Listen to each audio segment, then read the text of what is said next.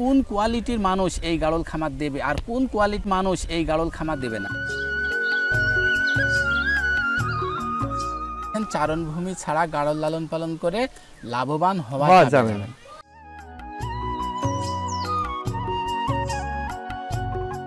যদি আমার কোনো বন্ধু নতুন করে শুরু করে তাহলে কয়টা দিয়ে শুরু করলে তার জন্য ভালো হয়?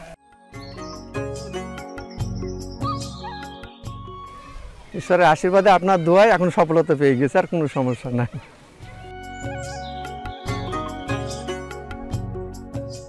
অনেক গাড়লগুলো ঝিমিয়ে থাকে, বসে থাকে, খেতে চায় না, তখন আপনারা কি মনে করেন যে গাড়লটি কি সমস্যা হয়েছে? এরকম কোনো সমস্যায় পড়েছেন? হ্যাঁ, এরকম হয়। সাধারণত প্রথমে কৃমির আক্রান্ত হলে সাধারণত ওইগুলা বেশি হয়। হ্যাঁ, আর দ্বিতীয়ত যদি জ্বর জ্বালা ঠান্ডা থাকলে এইগুলো হয়। এইগুলো বুঝতে যাবে যে ভেড়া মানে খাইছে না কেন। যদি বোঝা যায় যে জ্বর থাকে তাহলে শরীরে তার ধরে তাপমাত্রা বোঝা যাবে এবং তার চোখের চেহারা দেখলে বোঝা যাবে যে এর শরীরে জ্বর আছে। বা যদি কৃমি থাকে, কৃমি না বোঝা যাবে যে শরীরের ভিতরে কৃমি আছে। আচ্ছা, এই জন্যে আমাদের একটু নিজেকে জানতে হবে, আগে জানতে হবে। না জেনে খামার না করলে খামার সে সাকসেসফুল হতে পারবে। প্রাথমিকভাবে তো অনেকে না জেনেই শুরু করে। হ্যাঁ, না জেনে শুরু করা অনেক বুদ্ধিমানের মতো কাজ। আচ্ছা ভাইজান, যদি আমার কোনো বন্ধু নতুন করে শুরু করে তাহলে কয়টা দিয়ে শুরু করলে তার জন্য ভালো হয়? সবচেয়ে নিম্নে যদি সেই 20টা দেয়, 20টা করলেও সে তার নিজে চলার মতো গতিতে সে চলতে পারবে। হ্যাঁ, 20টা দিলে মাসে 20,000 টাকা আসবে। মানে এদের গোসল করান কতদিন পর পর? এটা বর্তমানে এখন আমরা 3 দিন 4 দিন পর পর গোসল করাই। আচ্ছা, আর লোম কেটে দিচ্ছেন কতদিন পর পর? ওই বছরে 3 বার। বছরে 3 বার কাটেন? এই যে এখন কাটলাম, বর্তমানে এই সময় কাটবো। হ্যাঁ হ্যাঁ। আর জানুয়ারি পরে হালকা শীতের আশ যখন পড়ে তখন কাটবো। আর ওদিকে এর সময় কাটবো। আচ্ছা, এই 3 সময় আমরা কাটবো। এখন আমি আপনার কাছে জানতে চাই ভাইজান, যদি আমার কোনো নতুন বন্ধু এই গাড়ল খামারে সফলতা পেতে হয় তাহলে তাকে হাই ক্রস জাতের গাড়ল দিয়ে খামারটি শুরু করতে সবচেয়ে ভালো হবে এবং 20 পিস দিয়ে স্টার্টিংয়ে রাখতে হবে। যেহেতু লোম্যান বর্তমানে এখন সবাই একটু ভালো জিনিসই পছন্দ করে, সবাই ভালো জিনিসই চায়। হ্যাঁ হ্যাঁ।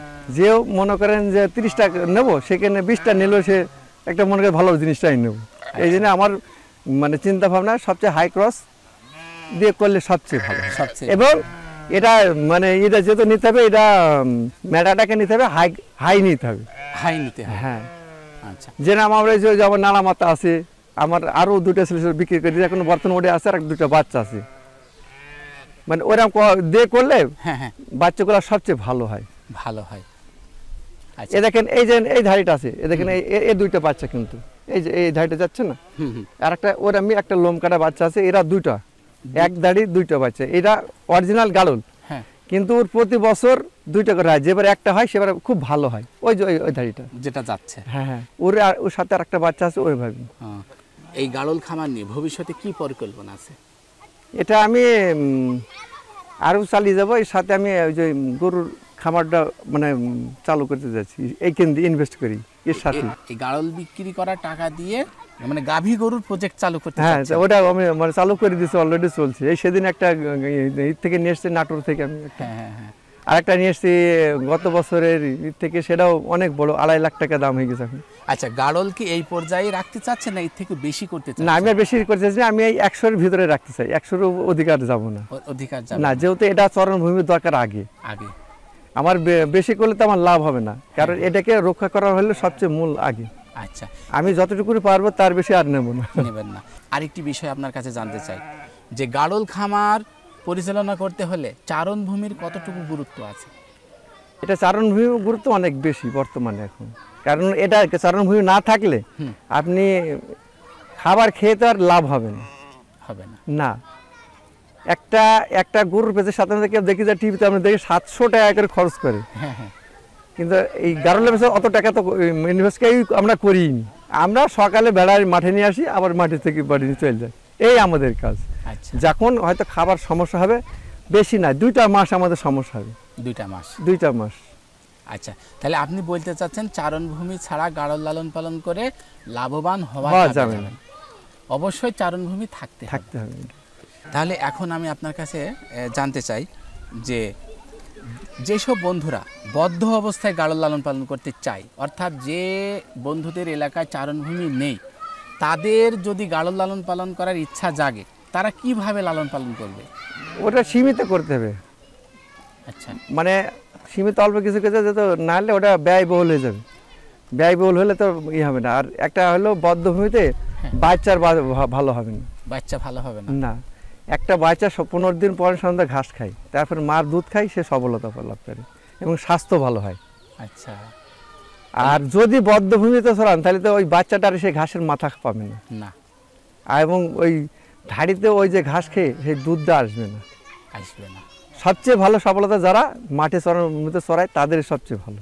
আচ্ছা, এটা ব্রিডের জন্য রেখেছে? হ্যাঁ, এটা ব্রিডের জন্য রেখেছে এটা। আচ্ছা, এই পাঠাটির বয়স কত? এটা আমি নিয়ে এসেছিলাম 2 বছর আগে, খালি পুড়ে দাঁড়ছিল, এখন মানে 4 বছর হবে। 4 বছর হবে। আচ্ছা, ওজন তো অনেক হবে? অনেক, 60-70 বেশি হবে, 80-র উপরে যাবে। 80-র উপরে যাবে। আচ্ছা ভাইজান, এই পাঠাটি যদি কেউ কিনতে চায় বিক্রি করবেন? না, আমি ব্রিডার এসব জিনিস আমি বিক্রি করিনি। আপনার নিজের জন্য? এটা আমার নিজের জন্য খেলে, যদি এর হ্যাঁ, যদি এর বাচ্চা কোনো হয় সেগুলো আমরা বেশি। এই যে এই দুটো এই যে এটা, হ্যাঁ, এইটা আর ওইটা। আচ্ছা আচ্ছা, আয়, ওটা দাঁড়া, এটা দাঁড়াবে কাছে, আয় আয়, এই যে এটা না? আচ্ছা আচ্ছা, আয় আয়, এটা বেশি, এটা মুন্ডি পাঠা, এটা মুন্ডি, ওরি বাচ্চা তো। আয় আয়, তাহলে এর পিতা হলো এ। আচ্ছা আচ্ছা, তাহলে ওইটার কেমন দাম আসতে পারে ভাই? এগুলো এখন 40,000 45,000 আসবে। 40 থেকে 45,000। আচ্ছা,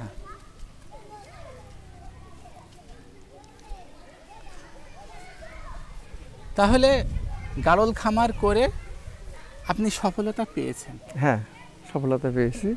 আচ্ছা, ঈশ্বরের আশীর্বাদে, আপনার দোয়ায় এখন সফলতা পেয়ে গেছে, আর কোনো সমস্যা নাই। এগুলো কি দেখাশোনা আপনি নিজে করছেন না? আমি নিজেই করি, আমার মাঝে মধ্যে লোক থাকে, আমি বেশিরভাগই নিজেই থাকি, যেহেতু এটা মানে নিজের সম্পদ আমার।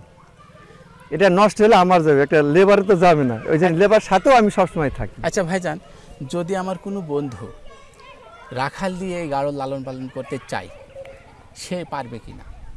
সে পারবে, সে দায়িত্ব নিয়ে করতে পারলে পারবে।